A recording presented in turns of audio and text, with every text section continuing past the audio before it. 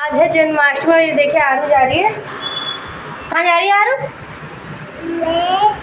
जल चढ़ाने।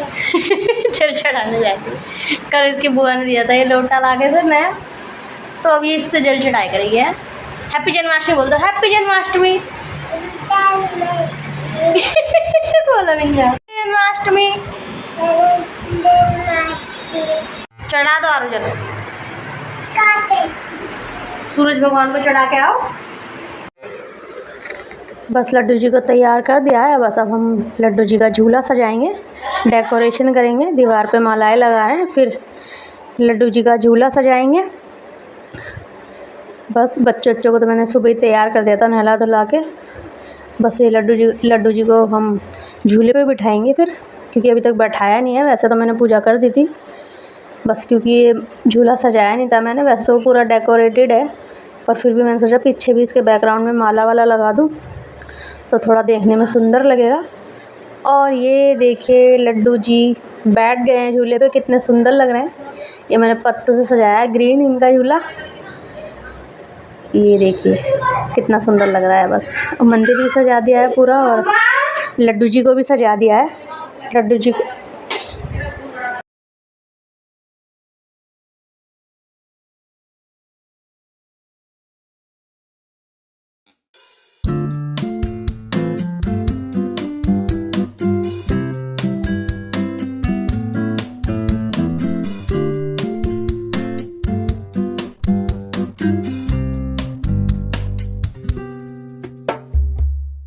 बस लड्डू जी को चढ़ाने के लिए थोड़े से मखाने भून रही हूँ।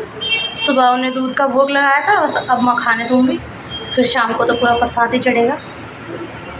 बस पूजा करने जा रही हूँ, शाम के 7 बज गए हैं, फिर प्रसाद वगैरह भी बनाना है। बस फिर एक बार अभी कर रही हूँ पूजा, फिर रात को तो होएगी जब लड्डू जी का जन्म होगा उस टाइम पे भी।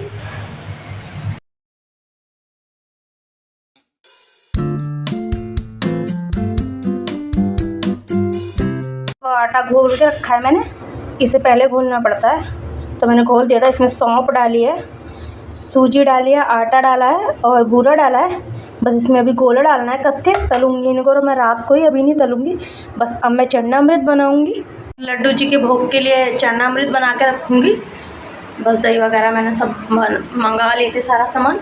इनका प्रोग्राम है, इनका जागरण का भी काम है, तो ये जन्माष्टमी पे कभी भी फ्री नहीं रहते, इनका हमेशा प्रोग्राम होता है। बस अभी भी ये चले गए हैं प्रोग्राम में रॉबिन।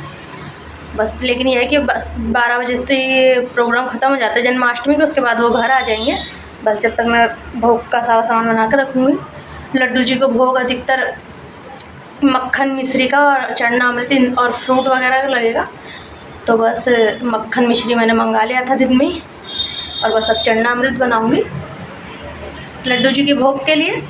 बस लोटे में ही बना रही हूँ मैं चरणामृत। दही मैंने फेंट लिया अच्छे से। अब ये इसमें दूध डालूँगी थोड़ा, फिर सारे ड्राई फ्रूट डालूँगी और बना के इसे फ्रिज में रख दूँगी। फ्रिज में रख दूँगी क्योंकि भोग जो है इसका वो तो 12 बजे ही लगेगा।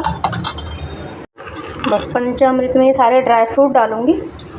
ये काजू किशमिश सब मैंने काट के रख लिए थे।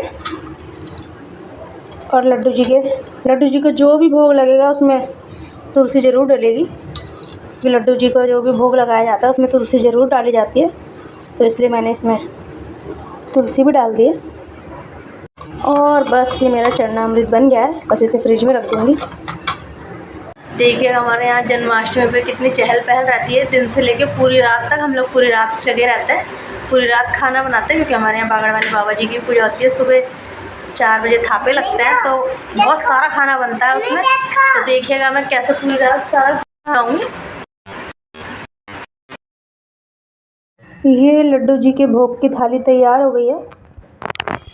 ये है मक्खन मिश्री, ये है चरणामृत, ये है पंजीरी जो लड्डू जी को चढ़ेगी, और ये है फ्रूट।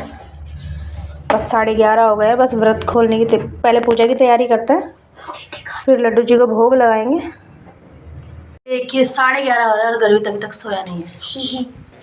बताइए क्यों नहीं सोया? सिर्फ अपनी मम्मी को परेशान करने के लिए।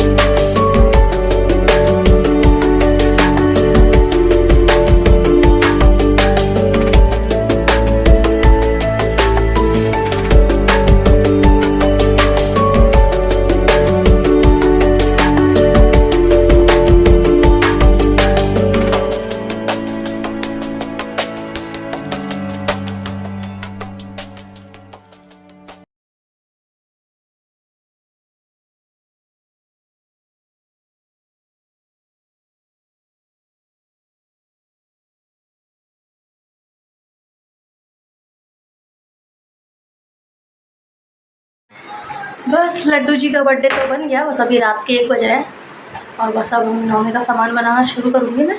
रूबी आ गई है, रूबी और मैं दोनों मिलके बनाएंगे। बहुत सारी चीज़ें बनानी है, बनाते बनाते सुबह हो जाएगी। हर साल बनाते हैं हम लोग और हर साल हमें सुबह हो जाती है, सुबह के 6 बज जाते हैं बनाते बनाते, क्योंकि बहुत सारी चीज़ें बनेंगी। पूरी बनेगी, पूड़े बनेंगे, हलवा बनेगा और फल बनेंगे। मीठे फल बनते हैं, मतलब खजले टाइप के जो बनते हैं ना मीठे, वो उसे यहाँ पे फल कहते हैं, वो फल बनेंगे। और पकौड़ी बनेगी, सब्जी बनेगी, पंजीरी, बहुत सारी चीज़ें बनेगी। बस तो बस छोले उबलने लग रही, उसके बाद पूड़े बनाऊँगी, फिर पूरी बनाऊँगी, फिर हलवा, फिर लास्ट में बनाऊँगी पकौड़ी। पहले पूड़े और फल बनाऊँगी।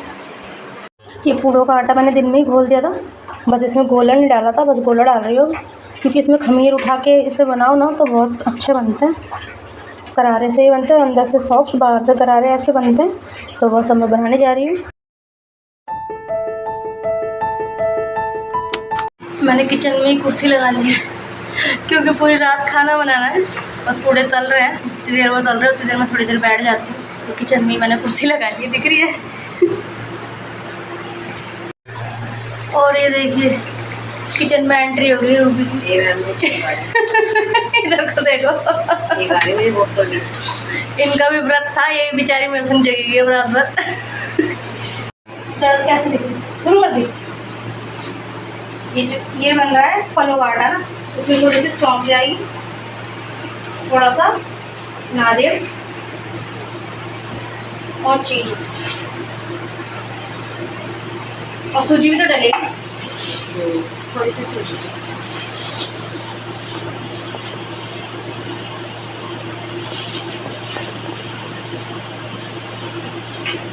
रिफाइंड तो इसमें ज़्यादा ही डलेगा, थोड़ी देर तक रिफाइंड से मिलाना पड़ता है पूरे को।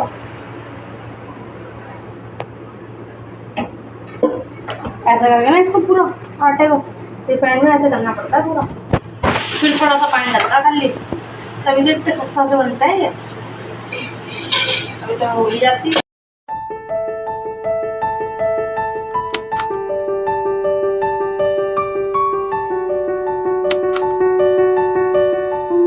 सुबह के 5 बज गए हैं, देखिए